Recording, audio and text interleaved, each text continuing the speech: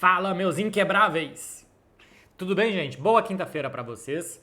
Vou fazer esse vídeo falando, como vocês já viram aí no título, né, sobre a flexibilização de fair play financeiro que a Liga adotou e que vai ajudar o Barcelona, e também sobre a proposta do Qatar, que foi divulgada pela Catalunya Rádio nessa quarta-feira à noite, de que um clube do Qatar poderia usar o nome do Barcelona e isso daria uma boa grana para o Barça. Amanhã tem vídeo respondendo as perguntas de vocês, então muito obrigado para quem mandou, porque eu vou gravar hoje na quinta também. O que acontece, meu povo? Começando com a notícia do Qatar. A notícia é da Catalunya Rádio, da Laia Tudel, uma jornalista bastante conceituada aqui, de boa credibilidade, e que o Qatar estaria disposto, um clube da Liga do Qatar estaria disposto a pagar cerca de 100 milhões de euros por ano para o Barça, para usar o nome FC Barcelona e um time lá do Qatar. Primeiramente, isso não é fácil de que aconteça. Teria que ser aprovado pelos sócios do Barcelona, isso teria que mudar os estatutos do clube que não permitem, teria que ver se essa possibilidade vai madurando, se realmente fecha, quanto tempo seria e tal. Tem uma grande questão ética que talvez os sócios não aceitem, por mais que o Barcelona precise muito de dinheiro, que é emprestar ou ceder o nome do clube para uma liga do Qatar. O Barcelona defende ao longo da sua história os valores de um clube democrático, um clube que acredita nos valores, né? Não só nos valores de dinheiro, mas nos valores humanos. E o Qatar vai bastante contra aos valores do Barcelona. O Qatar é uma ditadura, o Qatar não respeita direitos humanos, né? O Qatar não é uma democracia. Tudo que o Barcelona acredita e se orgulha, e os sócios se orgulham muito de ser mais que um clube por conta disso, estão contrários aos valores praticados naquele país. Quando a Qatar Airways e a Qatar Foundation foram patrocinadores do Barça, foi polêmico por aqui. Mas foi a primeira vez que o Barcelona tinha um patrocínio, o futebol moderno exige que você tenha dinheiro para continuar competindo e tal, então, ok, o patrocínio. Outra coisa é que o nome do clube seja utilizado por uma instituição completamente alheia.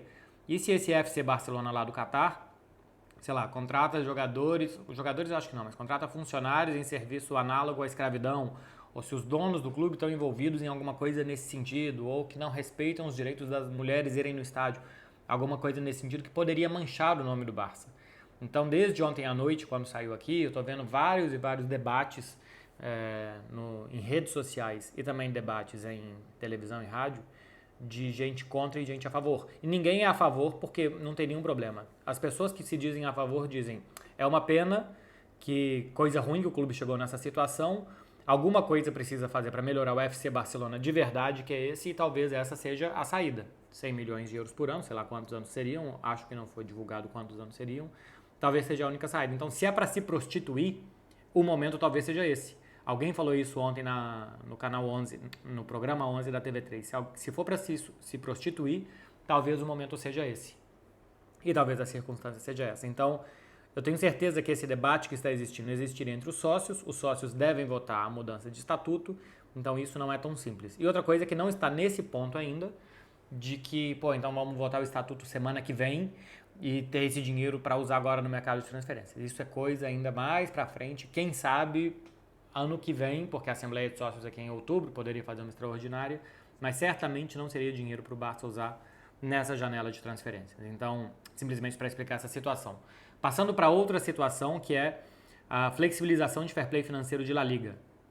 La Liga tinha uma regra que era, se você está acima do seu limite de gasto salarial, por exemplo, La Liga pega tudo que o Barcelona ganha de dinheiro, quanto que ele vai ganhar de patrocínio, de direitos de televisão, quanto que ele tem previsão para ganhar com o estádio, quanto que ele ganhou nos últimos anos, e a partir dali fala, bom, a sua receita ano que vem prevista é essa daqui, e com essa receita prevista, você pode gastar tanto de salário. Então, a Liga fala que o Barcelona pode, por exemplo, gastar 400 milhões de euros de salário, tendo em vista todas as suas despesas e receitas. Se o Barcelona está gastando mais do que 400 milhões de euros de salário, a Liga fala, não, então você não tem fair play, basicamente. Então, até então, era todo o dinheiro que entrava, o Barcelona só podia gastar 40% dele. E os outros 60% tinham que ser para ir saldando essa dívida, para ir saldando esses problemas econômicos que o clube tinha. Então, se entrasse 100 milhões de euros, ou se o Barcelona economizasse 100 milhões de euros de folha salarial, não é nem se entrasse, tá? Se economizar de folha salarial 100 milhões de euros, o Barça só podia usar 40. Agora, se o Barcelona economiza 100 milhões de euros de folha salarial, ele pode usar 50 milhões. Então, passou de ser 40% para ser 50%. Metade do dinheiro que entrar, o Barça pode gastar. E ainda tem uma outra linha aí nessa nova determinação, que é o seguinte: se o que você economizar de salário com a saída de um jogador for 5% da sua folha salarial total, você pode usar esse dinheiro da saída do cara, você pode usar 60% e não 50%. Então, por exemplo, vamos supor que a folha salarial do Barcelona seja 500 milhões de euros. E o Kessié, que estão falando aí agora que tem uma proposta, saia por 30 milhões de euros.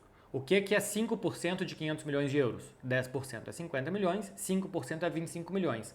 Então, então 60% é 30 milhões, né? 6%, perdão, é 30 milhões. Então, se o Barcelona vende o Kessié por 30 milhões, ele pode usar 60%, porque é mais do que 5%, né? Então ele pode usar 60% da saída do Kessié para inscrever novos jogadores. Então, se o Kessié sair por 30, na regra anterior, o Barça podia usar 12. Na nova regra, ele pode usar 18. Ele pode usar 18, ele pode usar 6 milhões a mais, numa saída hipotética do Kessié por 30 milhões, para inscrever jogadores. Então, se o Gundogan vai ser inscrito por 10 e o Inigo Martínez por 5, a saída do Kessié só daria para inscrever o Gundogan. Agora daria para inscrever o Gundogan e o Inigo Martínez. Eu estou supondo aqui, tá, gente? Eu estou falando todos os valores absolutamente supondo como é que vai a coisa. Então, ajuda a sair de 40% para 50%. Em qualquer negociação, qualquer coisa que você liberar de folha salarial, você pode usar 10% mais para inscrever jogadores. E se quem sair representar 5% da sua folha salarial, você pode usar 60% e não 50% ou 40% como era. Então é realmente bastante positivo. Não salva o Barcelona, não seria possível trazer o Messi hoje assim. O Messi, se fosse ganhar 25 milhões, o Barcelona tinha que liberar 60 milhões de folha salarial na regra anterior. Na regra atual, ele teria que liberar 50 milhões de folha salarial. Ainda é muita grana. O Gundogan ainda não está inscrito, então ainda faltaria muito ainda para inscrever o Messi, não é uma situação nada fácil. Eu até acho que o Messi poderia, se quisesse, ter esperado mais, mas não será fácil liberar ainda mais 50, 60 milhões da folha de pagamento do Barcelona. E por falar nisso, para finalizar aqui esse vídeo com vocês com atualizações financeiras, o Eduardo Romeu, que é o vice-presidente econômico do Barça, da área econômica, deu entrevista recentemente. Na verdade, ele não deu entrevista, ele fez um café da manhã com os jornalistas e ele explicou o seguinte: o Barcelona tem hoje uma folha salarial de 530 milhões de euros, sendo que 50 milhões são jogadores que o clube não pretende usar. Lenglet, Umtiti, Serginho Deste, Alex Collado e Gustavo Maia, um brasileiro. Então, se ele conseguir vender esses 5 jogadores, passar para qualquer equipe, simplesmente passar os caras para frente, ele economiza mais 50 milhões de folha salarial e vai para 480 milhões. A expectativa da diretoria era levar para 450 milhões. Não vai conseguir. Se desfizer desses caras, vai para 450 e tá chegando gente. Tá chegando o Gundogan, tá chegando o Inigo Martínez, vai inscrever contratos de Gavi, Ronald Araújo, que são contratos mais altos. Então, o Barcelona ainda não está onde ele queria estar na redução salarial, que era chegar a cerca de 450 milhões de euros. Ainda não foi dessa vez, mas o clube já conseguiu reduzir de mais de 700 milhões quando essa diretoria chegou, para 530 agora. Se saírem esses caras, 480. Tá chegando jogadores e tal, então talvez mais 2 anos equilibre lá os 450, um pouco menos, talvez, que o clube deseje. Meu povo, é isso daqui.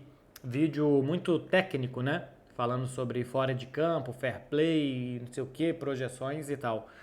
Resumindo para vocês é o seguinte: ainda vamos com calma, tá? O Barcelona não está em condições de competir com grandes para fazer contratações. O Real Madrid, enquanto está contratando Bellingham, o Barcelona está vendo se consegue contratar o Oriol Romeu. Claro que você pode olhar para o outro lado. O Barcelona contratou o Gundogan, enquanto o Real Madrid contratou o Bellingham. Mas o Gundogan meio de graça. Para o Barcelona ir lá, contratar, tirar de um time, tá difícil contratar qualquer jogador. Muito difícil tirar qualquer jogador. A tendência é que esse ano o clube não faça grandes investimentos, que mantenha os investimentos feitos do ano passado. Koundé, Lewandowski, Rafinha, gastou muita grana nesses caras. Que venha o Gundogan, que continue desenvolvendo o Pedri, Gavi, Alejandro Balde. E mais uma coisa ou outra. Eu não acho que vai ser... Chegou o Inigo Martínez de graça também, tinha saído o Piqué. Então, basicamente, sai um zagueiro, chega um zagueiro. Mas talvez o Barcelona chegue a alguma fórmula para fechar com o Vitor Roque, os 35 milhões mais 10, talvez pagar a prazo, talvez deixar ele no Atlético Paranaense até o final da temporada, até porque talvez não consiga inscrever ele aqui. Eu acho que seria muito importante que o Vitor Roque já viesse de início.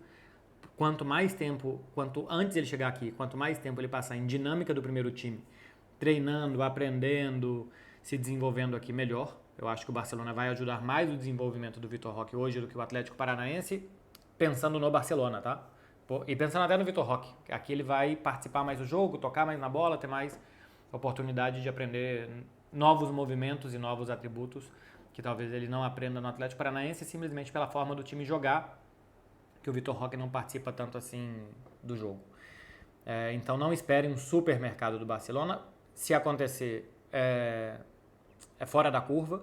O normal é que sejam jogadores grátis, poucos jogadores, e tentar a saída dos caras. Tentar que esses que eu falei, o Lenglet, o Umtiti, o Serginho Deste, Ferran Torres, Kessié, que esses caras, talvez até Ansu Fati, que esses caras saiam para abrir espaço em folha salarial e o Barcelona poder trabalhar em outros jogadores, que seja Brozovic, que seja Vitor Roque, algum lateral direito, enfim, que o Barcelona consiga trabalhar outros nomes.